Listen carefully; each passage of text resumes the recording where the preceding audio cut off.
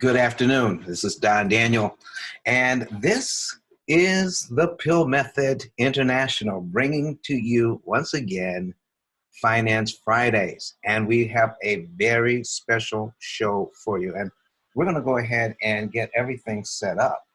And if you're looking at the title, all right, the title of the show is going to be Sinking Funds Are Not Thinking Funds. And we're also going to go over the fact that cash is not king. It's not even prince. So we're going to go over some very interesting information today about setting up sinking funds and what about setting up emergency funds. We're going to talk about how much all of this costs. Anytime you do anything with finances, you have to think about the cost. So as we're getting set up here and other people are coming in to the program, you just need to know that if you're coming in on Facebook Live, go ahead and click on share if you're catching us on Facebook. And once this gets uploaded to YouTube, then you want to make sure that you share this information.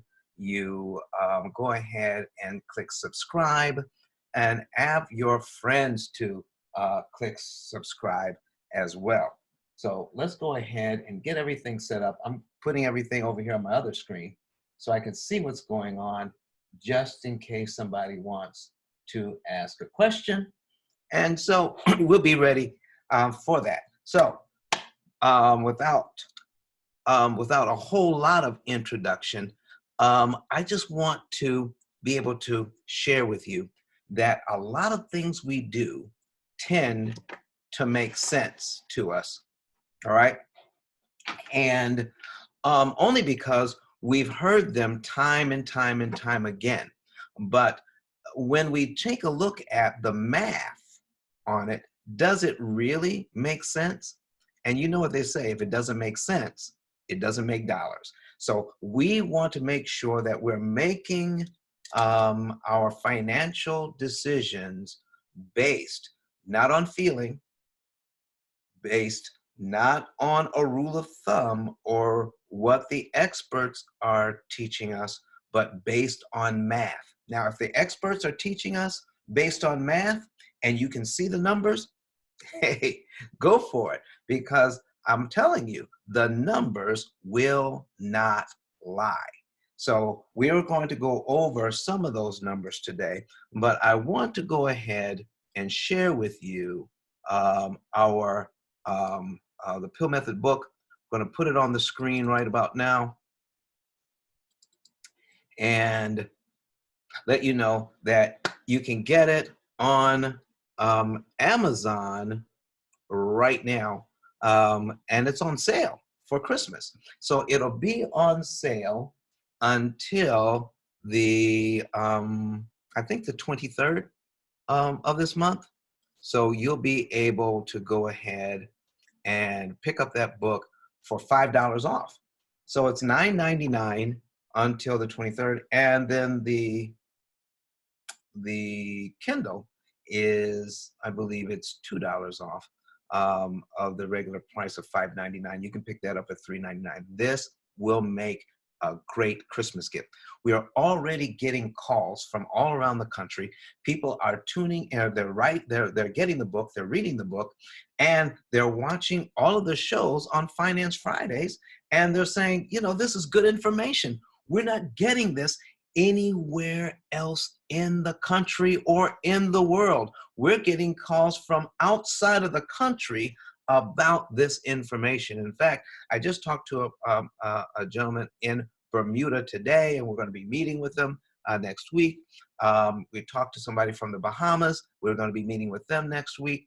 It is great to be able to share this financial information with others that you cannot get anywhere else, but right here at the Pill Method on Finance Fridays. So I want to welcome you again, and I'm glad you're here. Pick up the book, share it with others, give it away for Christmas gifts, because right now you can pick up a whole bunch of them on sale right on Amazon.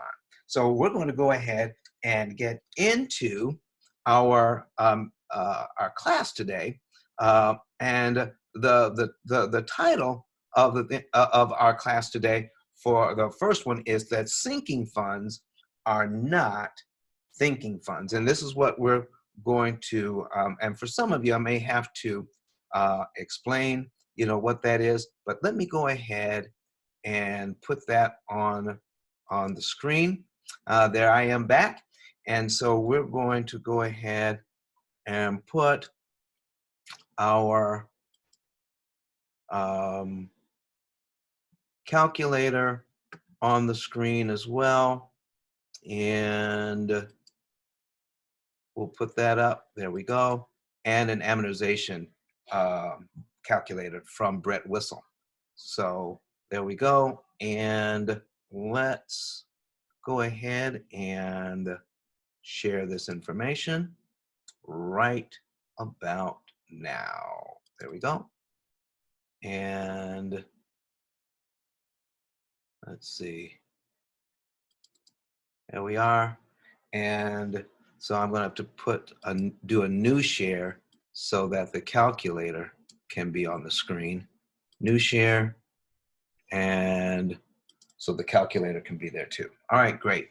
So now a sinking fund is a fund that you put away either in a drawer or in envelopes, or we're putting away cash, and some people do several bank accounts for sinking funds, and where we're putting away cash for things that may happen, like let's say you have an older car and you're putting away a certain amount of money just in case the car breaks down, or we're putting away money for something breaks around the house.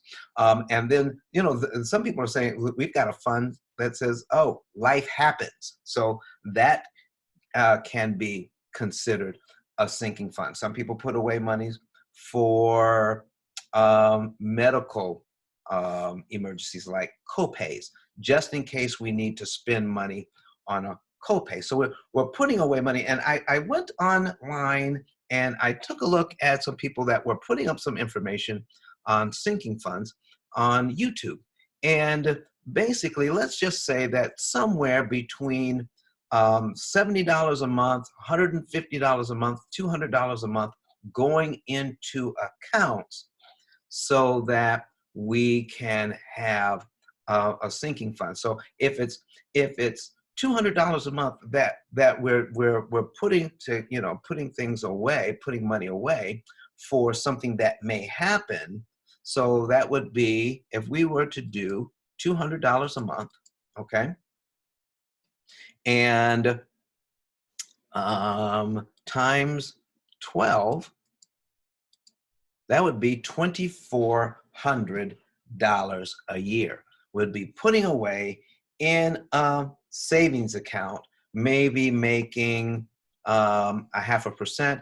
And if you're keeping it in envelopes, just in case something happens, then you're not making anything on it. Now, here's the thing. People are doing sinking funds because they're saying that this cash is better than using a credit card if we have an emergency. And here's what I want to say, and I want to make this very clear before somebody takes a soundbite out of this. And I want you to make sure that we understand exactly what I'm talking about. Cash versus credit.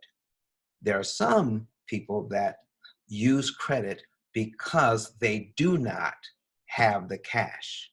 That is a problem. When you use credit because I want to buy it now, because I don't have the resources, that can cause you an eventual problem. That's something you cannot solve. I want to buy it now. I'll pay for it later using credit.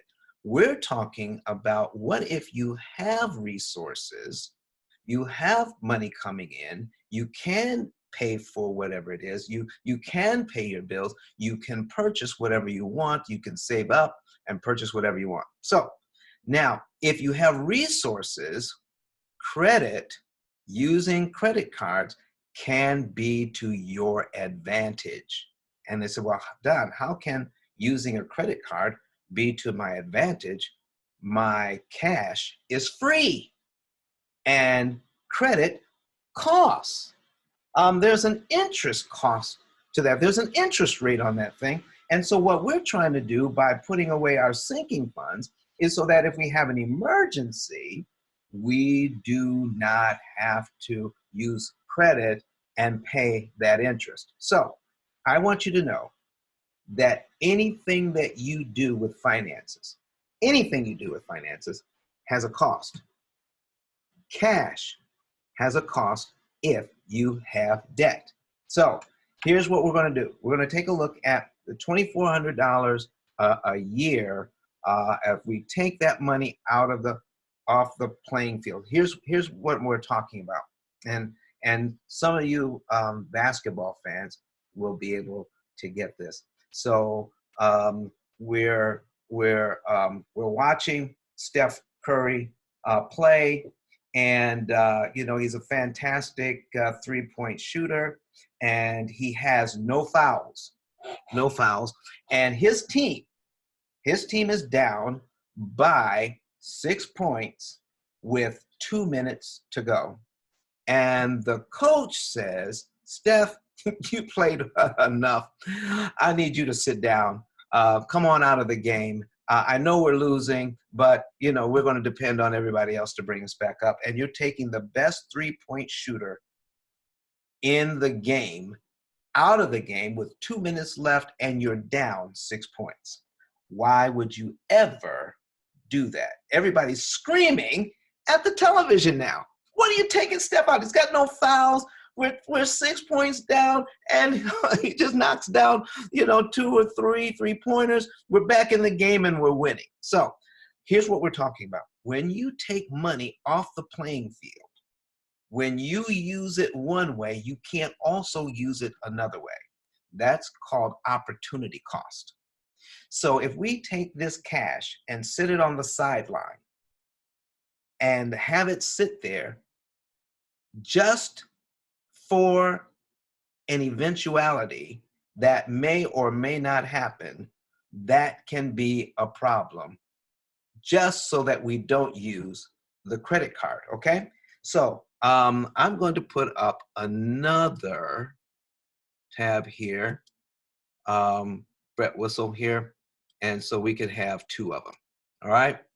So we're going to have that one for later. So we have $2,400 on our calculator. You saw that, and I just took the calculator off the screen so that we could see what happened. So now, if you have a $350,000 mortgage, you got a mortgage, you have at 4.5%, the payment on that, just the principal and interest, is $1,773.40. That's just the principal and interest.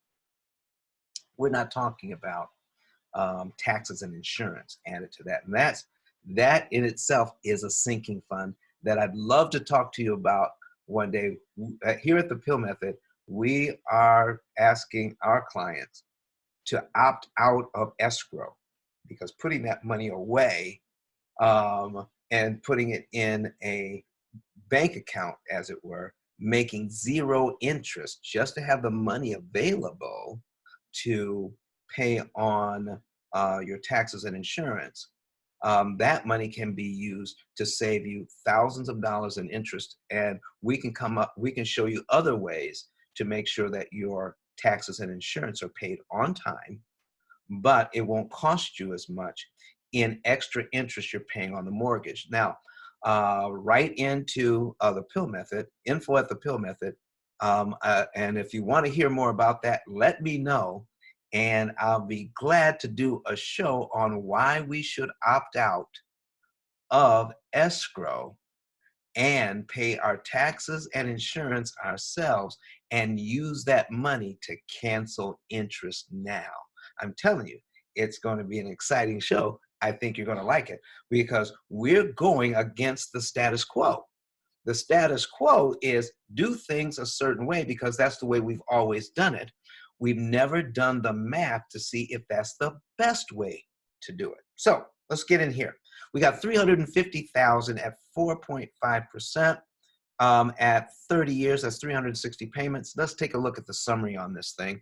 And 350K, the bank wants $288,000 in interest over the life of this loan, okay? $288,424 interest on a $350,000 loan. Folks, I don't care how you slice it. I don't know how we get 4.5% on that.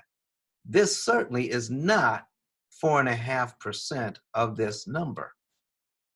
The $288,424 is not 4.5% of $350,000. It's actually 82.407% of that number. Now, there's another way to look at that. What if your mortgage was just $100,000 at 4.5%? This means that the bank would want $82,407 interest over 30 years on your $100,000 loan. On your $100,000 mortgage, the bank would want $82,407 on that. That's what 4.5% equates to if you're just looking at $100,000. At 350, this is what it equates to, $288,000. So you've seen some of my other videos where we go over how not to pay the interest. So this is going to be important to you. All right, so let's get down into payment number 1 here on the screen. So you should be able to see payment 1 through 12. And we just decided that we're going to take $2,400 off the playing field in sinking funds and putting it away because somehow cash is better. Okay, so here's what we're talking about. So that's $2,400 a year for that. If we had $2,400 sitting in the bank and we apply it to principal on this loan, do you see cumulative principal here? Now, some of you who have not seen my previous videos, I'm going to go over just a little bit of the basics so to catch you up so that this makes sense to you. All right, so with this particular mortgage, when you make that very first payment, $460.90 goes to principal, $1,312.50 goes to interest. We take the $460.90 and subtract it from our $350, and we're left with $349,539.10.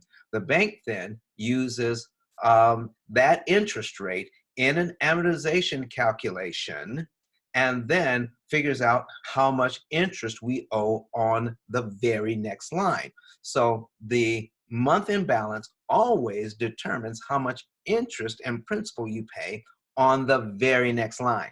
Since you owe less, then here you don't owe $350,000 anymore. You owe something less than that. So you're going to pay less interest next month. All right. So let's see. Line 2, you go from $1,312.50 in interest all the way down to $1,310.77. Oh my goodness. It's not even $2. We didn't even save $2 here. And the rest of that money went over to principal. So now we're paying $462.63 in principal, $1,310.77. Our payment remains the same. That's what amortization does. It gives us a payment we can afford, but it also makes that payment very, very expensive. Okay, so now we've got, now remember, we have $2,400 sitting on the sideline like Steph Curry, taking them out of the game when you really need them in there to help you to win, okay? So if we do this, if we take that $460 and pay that, then our next mortgage payment, which is line 2, the principal payment is $462.63, right? So let's say we're still in January. We make our first payment here in January. We don't owe anything else until February. But if we take a look at this schedule, we can already see February's principal payment. Now, here's my question.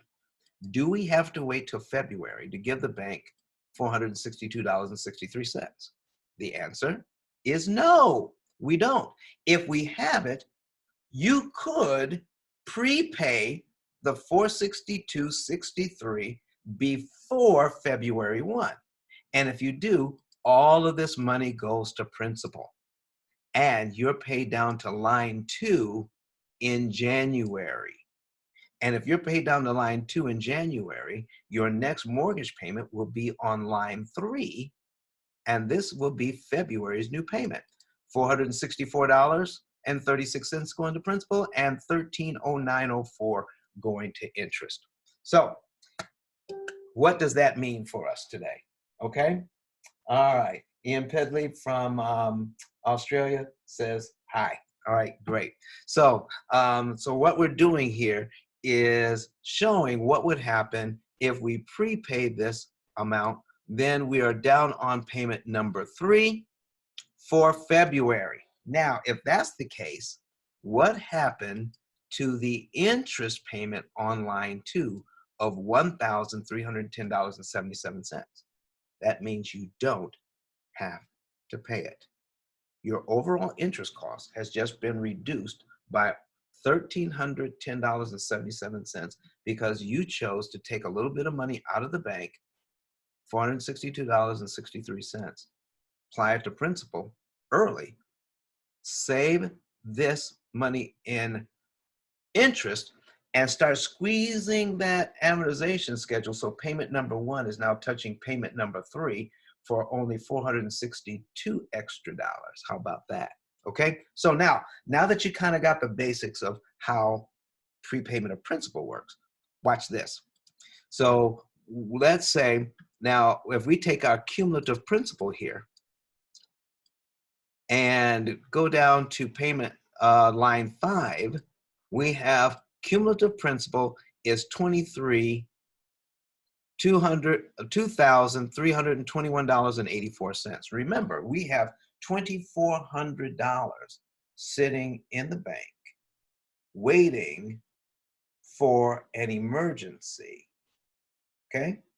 So if we were to take that emergency money out of the bank and put it on this mortgage, look how much interest we save. We would save $6,545.16 in interest minus the $1,300 up here. So we're saving over $5,200 in interest by taking that money and applying it to the mortgage. So the cost of putting that money away in the bank or putting it in envelopes is $5,200. Everything you do with money has a cost. So Don, if we take that money away and put it on the principal, then we have an emergency. Let's say we have a $2,500 emergency. Oh my gosh, we just used up all of, we just used all of our sinking fund on that. So let's go ahead and take a look at that. So I'm pulling up another amortization calculator here. We're going to put $2,400 in here. Okay. Now, I don't know if you know this, but all credit cards are amortized over 240 months. So we're going to put 240 in here.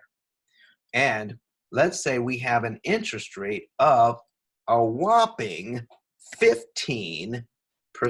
Oh my gosh, you're borrowing money at 15%. Ouch! People say that hurts. I can't look at that.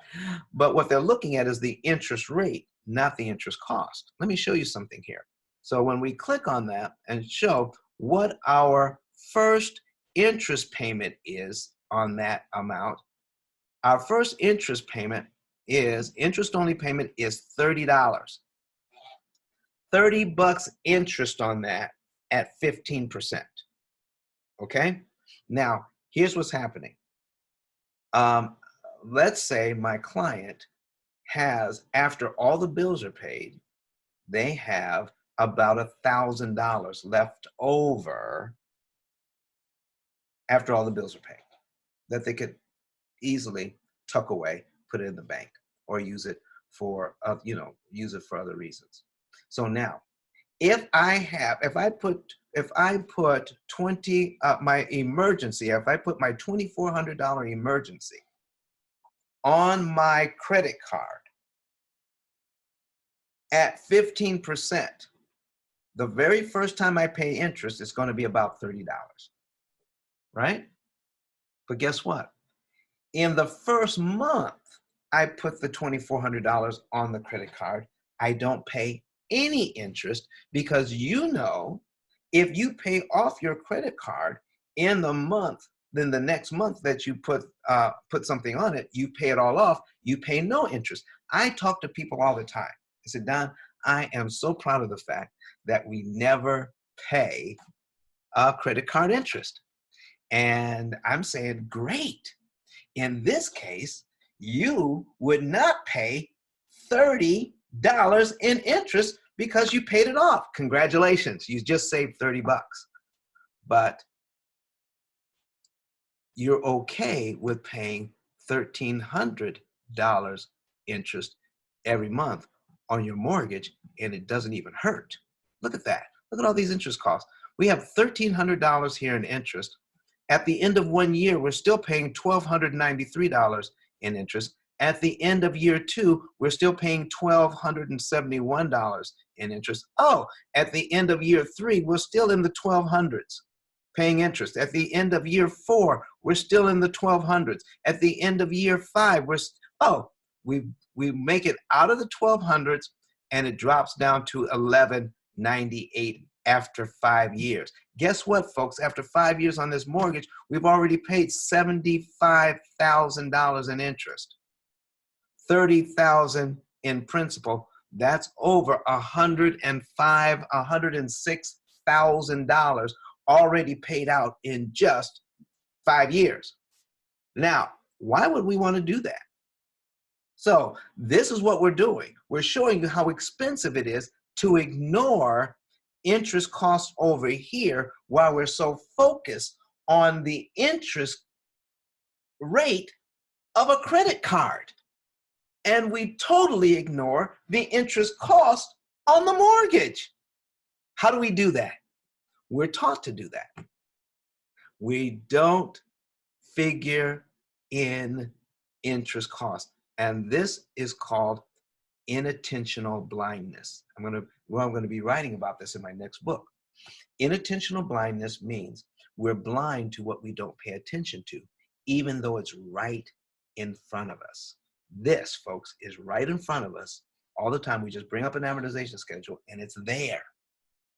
But we're just not seeing it the way we should because everyone is telling us to focus on that credit card and not pay credit card interest. So here's what we have. Now remember, we just put on the credit card $2,400. In the first month, we pay no interest. So if I have about $1,000 left over, conceivably, if I put $2,400 on my credit card, how long should it take me to pay it off? A little over 2 months, right? Of discretionary income. So in 3 months, that credit card is paid off. And in the first month, I pay no interest. Let's say if I'm paying on the credit card, every time you make a payment, your interest cost goes down. Let's say the interest cost doesn't go down. Let's say it stays right at $30.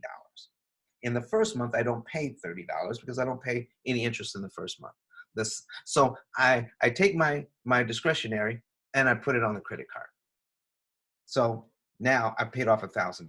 The next month, I'm going to pay $30 in interest because now I still owe $1,400. So I'll the next month I'll pay $30 in interest, and so and then in the next month I'll pay another $30 in interest. So I'm taking my money, my $1,000, and I'm putting it on until the credit card is paid off. It's going to take me, let's say it takes me about 3 months to pay it off. The most it's ever going to cost me is $60. So folks, I'm putting away a sinking fund in the bank to avoid paying $60 interest on a credit card just so I can turn around and pay $5,200 in interest I don't need to pay on this mortgage. You tell me, what sense does that make? Okay, so let's see. Any other questions? No questions yet.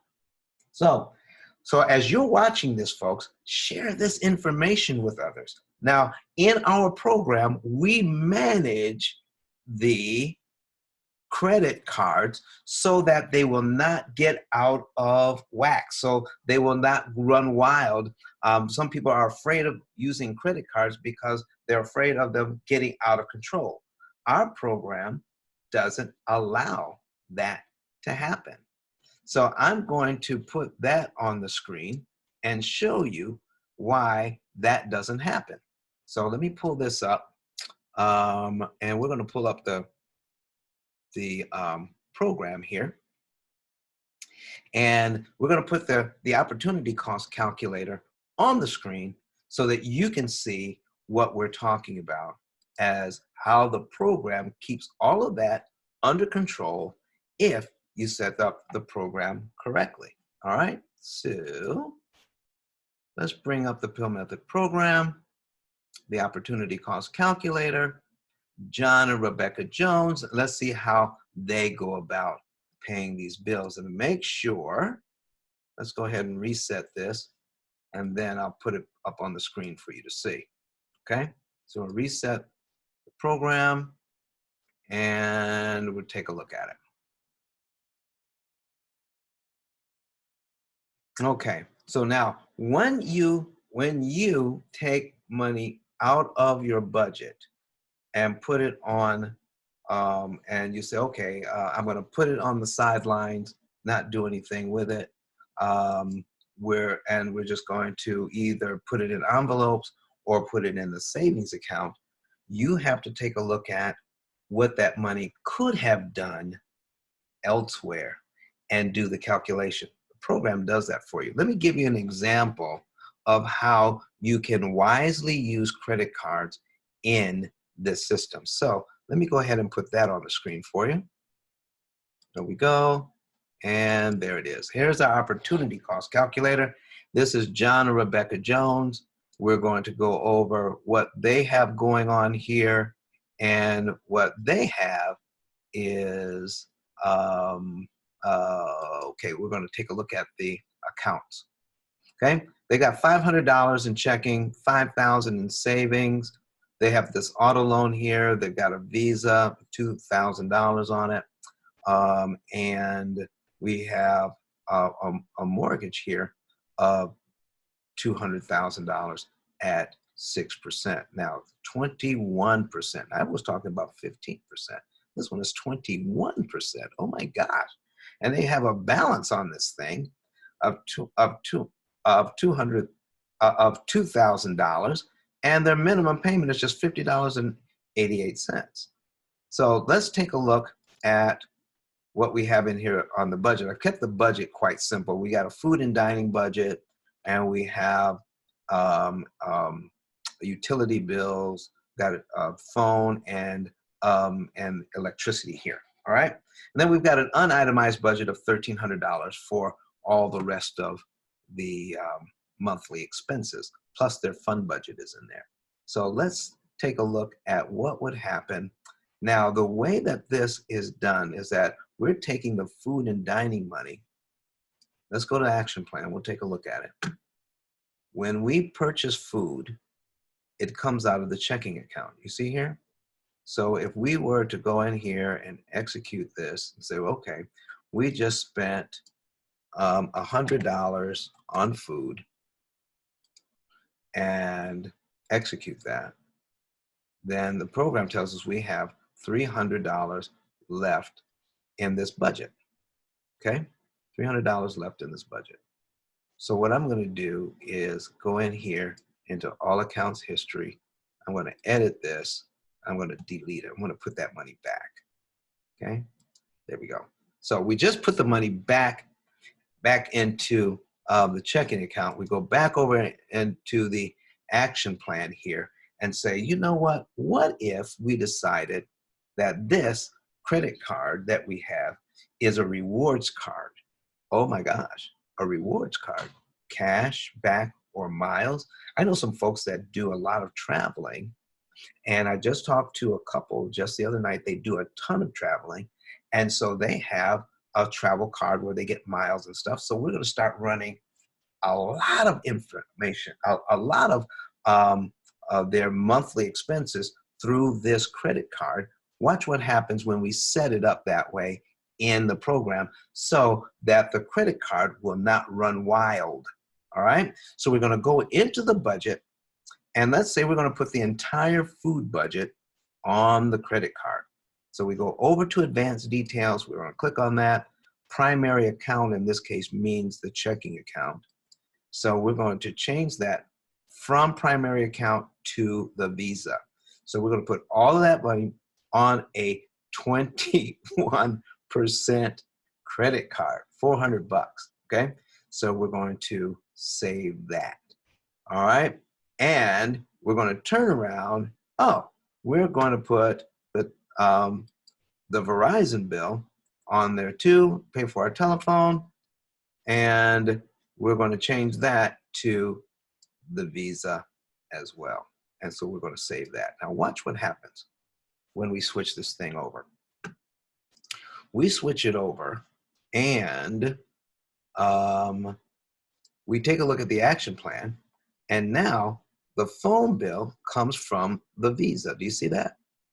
And the food budget comes from the Visa. So we're going to be paying it with the Visa anytime that we buy food, anytime we pay the phone bill. All right. So let's go over to accounts, and we're going to take a look at the Visa. Remember when I told you that the showed you that the minimum payment was $50.88. Well, minimum payment still is, but the program is saying our payment here is $43.65, and but the program says put it in this box. Anything that we use that's in this box gets paid the very next month.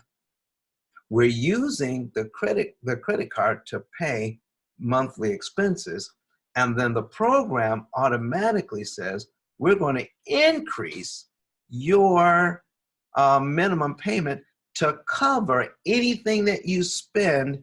If you tell the program that I'm using the credit card to pay monthly expenses. So what happens? We use the credit card. We use the grace period where we're not paying any interest, but we're running all kinds of money through this thing. All right. And we get to keep the points for free. But in the other example I showed you, what if we had a balance on there? And what we chose to do was take that money, instead of paying off the credit card right away, we put that money that we had in savings, we put it on the mortgage instead, save us $5,000, and then pay off the card over 3 months at an interest cost of less than 60 bucks. So there's another way to look at that. You could look at it this way. Would you pay $60 in order to save $5,000? That's called opportunity cost, folks. Would you pay $60 over here so that you can save $5,000 over here? That's what we're talking about. Cash When you have debt, cash is not king. A wise use of someone else's money will save you tons. Cash isn't king. It's not even Prince.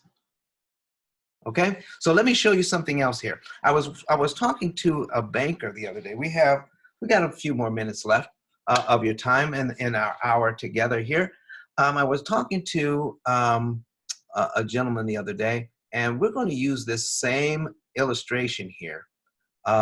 This gentleman says, okay, what I've learned is they do the big sinking fund. They put away 6 months worth of income into the bank. 6 months worth of income into the bank. And it is let's say he makes about $6,000 a month. Okay, so he's putting 6 months away. That's $36,000 he has in the bank for his emergency fund, just in case he can't work or whatever for 6 months. So he's got that money put away. And I said, would you spend $80,000 to save $5,000? He says, what was that? I said, would you spend $80,000 in order to save $5,000? He says, no. I said, well, watch this. I said, bring up your mortgage on this calculator, Brett Whistle, his amortization calculator, and let's put in your $350,000 at 4.5%. Put that in there, and let's say you have that $36,000, and take the $36,000 out. We're going to put it on this mortgage instead. So we're going to go down cumulative principal. We're going to go down to where we find 36,000. That's 11,000. We're at 17,000. We're at 24,000 at 48 months, and we go down to 36,000, where we're going to pay off almost 6 years. Take almost 6 years off the mortgage with that 36 grand he's got sitting in the bank for his emergency fund. Okay, and if he had put it on the mortgage, how much interest would he have saved? $86,000. His emergency fund is costing him $86,000. He never looked at it that way, and he works at the bank. My emergency fund is costing me 86 grand. I said, yeah, you put that on there. Now, I asked him, if you did that, could you get a line of credit, a HELOC, or a personal line of credit, a home equity line of credit, or a personal line of credit? He says, well, listen, I have an 800 credit score. Yeah, I just paid down my mortgage by 36 grand. I can get a HELOC for $36,000. I said, now, how much interest are you going to pay on that money? He said, well, if I don't borrow it, I'm not paying any interest. I said, oh, what then? Are you saying that you have $36,000 available to you in an emergency that may never happen, that you have there sitting, waiting in the wings for you, and you're not paying a dime for it? Doesn't cost you anything to have it available. The way that you're doing it, you have $36,000 available to you, but it's costing you 86 grand. So what if you take that money that's not costing you anything, and you lose your job, or you can't work for a while for whatever reason? Let's say you take you have to take family leave, and they'll allow you to take 6 months off, but it's going to be with no pay. So now you're off 6 months, no pay, and then you're living on the line of credit, and you're going to spend up every single dime of that money. All right, you come back to work, and now it's time to pay it back. You make good money. It wouldn't take you long to pay that back, but let's say let's put this over here where we have the credit card information. We're going to put in $36,000, and we're not going to try to pay it back in a year or even 2 years. Let's pay it back over 5 years, 60 months. And we're going to make the interest rate right around 6%, okay? So 6%, take that out, take that payment out, and when we calculate that, his payment is going to be $695.98 over 60 months to pay back the 36 grand, okay? And so now let's take a look at the total interest cost on this thing. Total interest cost on $36,000 over 5 years, that's 60 months, is $5,758.80. So by using cash, he doesn't have to borrow the money for his emergency if he has to stop working. But if he borrows the money, he was afraid of paying interest on the borrowed money. The interest on the borrowed money comes to $5,758.80. He could take the money he has in the bank, put it in on his mortgage, and save himself $86,000. Folks, this is what we're talking about here. For too long, people have been giving us a rule of thumb. They've been giving us financial advice that doesn't just keep us in debt forever, but we're making monumental mistakes. We're committing financial violence. It's so bad. That advice is not good. If you know what you're doing, if you watch what you're doing, if you have a tool that helps you to manage the money, lets you see what your opportunity costs are, you will not lose 80 grand just to be able to save $5,000 in interest. And I'm going to end with a question that I get all the time. Don, what if I lose my job and I cannot work? How do I pay back the line of credit? So, and I answer that with another question. What if you didn't owe the line of credit? What if you just owed your mortgage and you lose your job and you cannot work? You cannot make your mortgage payment. What happens?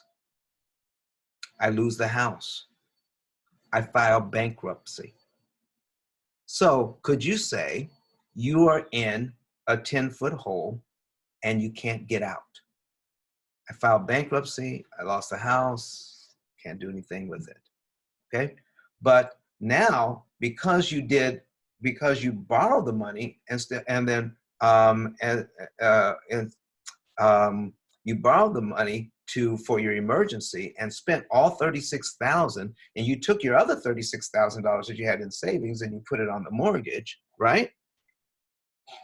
And so now you owe the mortgage and you owe the $36,000, and you lose your job. Instead of a 10-foot hole, now you're in a 12-foot hole and you can't get out. Can you tell me, sir, what the difference is? I still have to file bankruptcy and I still can't pay the bills.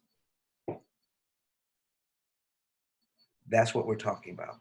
We have to think this thing through all the way to the end. If you can't pay your bills, you can't pay your bills. You just can't pay. You don't have it. But what we're talking about, that's going to be in the extreme.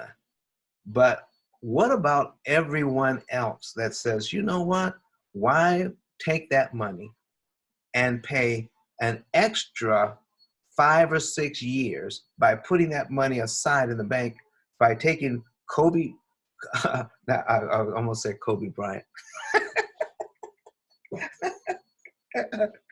But okay, so we're going to take Steph Curry out of the game when there's a couple of minutes to go and they're 6 points down.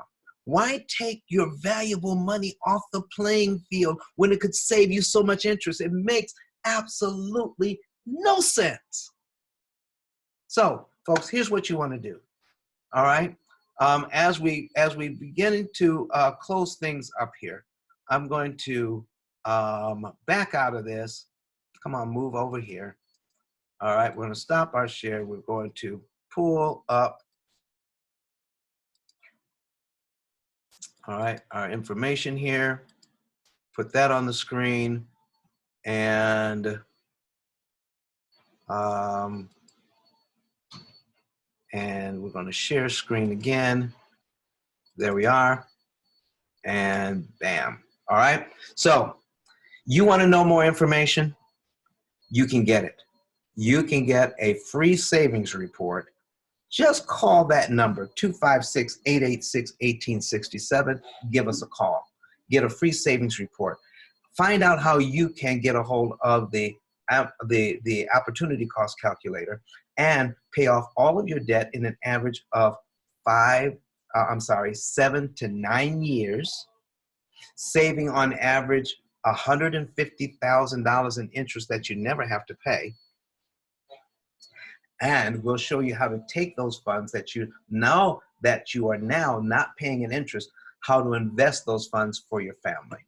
Give us a call or email us at info@thepillmethod.com, or go to the website and request information on how you can save money. So listen, folks, it's been a pleasure being with you. I hope I haven't angered anyone. All I am trying to do is show you, when you're making financial decisions, let's do the math. Do the math, folks. I want to thank you so much. And please contact us. And oh, by the way, you want to get the book. Remember, the book is on sale. Okay, got a copy right here. I'm going to put it back up on the screen as well.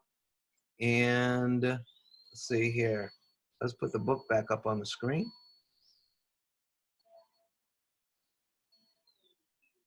All right.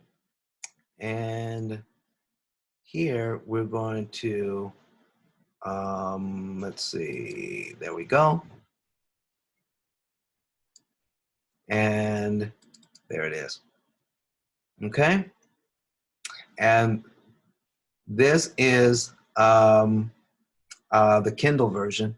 And so get the book, share it with others, tell everybody about this program.